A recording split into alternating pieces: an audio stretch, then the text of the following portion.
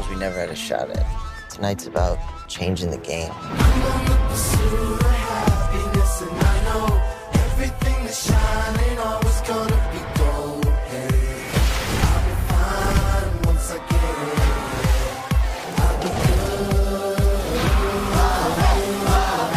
Is this big enough to be cool? Game changer.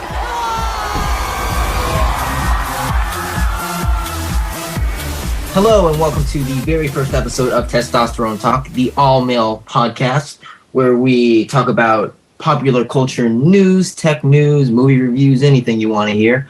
I am your co-host, Ben. And I am Jose Jalapeno. Today we will be discussing the newly anticipated movie Project X. Project X. Project X is a comedy thriller film that was directed by Nima Nourizadeh. I probably pronounced that wrong. And it was written by Michael Bacall and Matt Drake, and it was produced by Todd Phillips. You probably recognize that name because he was the director of The Hangover 1 and 2, Due Date, and Old School. So, yeah.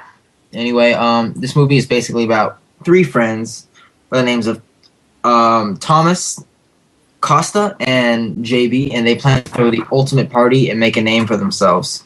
But as guests keep arriving, however, the party descends into total chaos. So, what did you think about this film, Jalapeno? To begin with, I absolutely loved this film. I know the critics just destroyed it, but I must say I haven't seen a more funnier film than The Hangover. I mean, yeah, the last time I saw a funny film was The Hangover, and this was just in a sense it was funnier than The Hangover, but it's different. It just totally does not hold back. It just goes all in. It's great. The characters are really good. They don't have much character.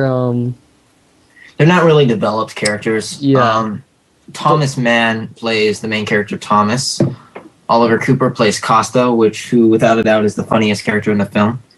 He also plans the party, and Jonathan Daniel Brown plays JB.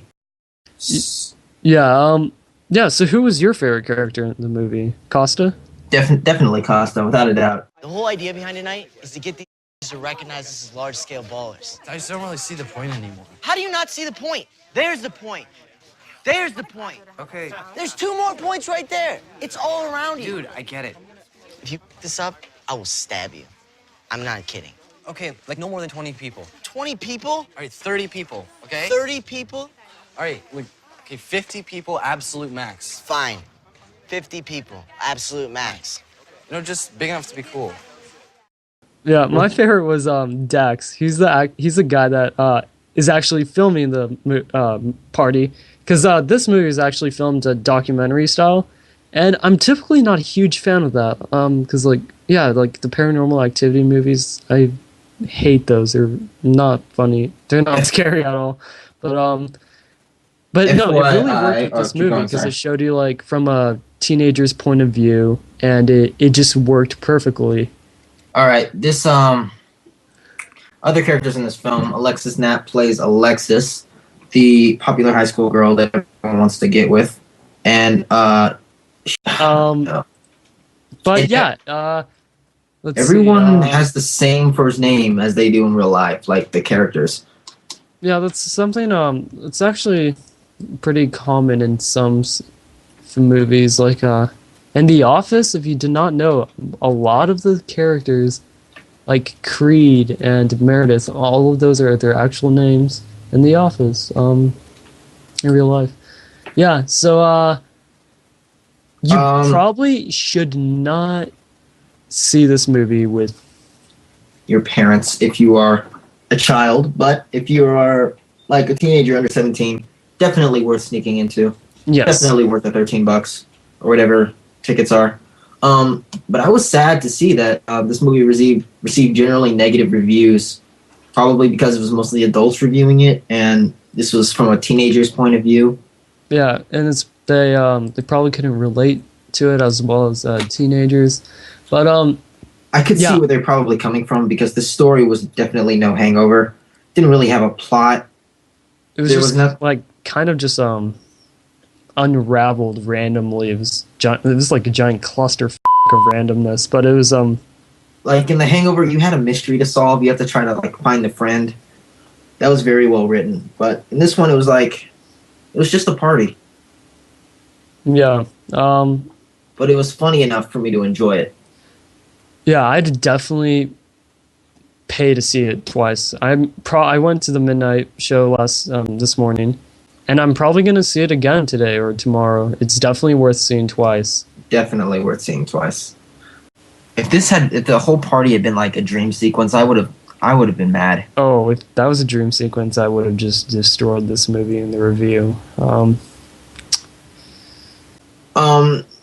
So yeah, so the story received negative reviews, which is kind of sad, but you know, it is relatable to someone who is like maybe I want to say 15 to 18 years old. Yeah, definitely. It was no Hangover, I'll give you that, but it was funny. I definitely recommend seeing it. So, out of 10 stars, Jalapeno, what would you give it? Ooh, I'd most likely give it a solid 8 out of 10. I really liked it. I'm gonna give it a 7 to 7.5, mainly because of the lack of character development, the lack of story development in this, Right. and the ending Ending was a bit cheesy, I have to admit. although it did seem pretty realistic though. Like my dad would probably react the same way. He was kind of calm about it, but you could hear the disappointment in his voice. Yeah. So yeah. One thing I forgot to mention. This movie has an amazing soundtrack. Great soundtrack. Yeah. It has like everything from the Yeah Yeah Yeahs to Kid Cudi, Shiny Toy Guns, 8-track. It's just great. I bought it. Yeah. So yeah. There we have it, folks. Thanks for listening or watching the first episode of Testosterone Talk. I'm Jose Jalapeno. I am Ben, and we will see you next time. Thank you.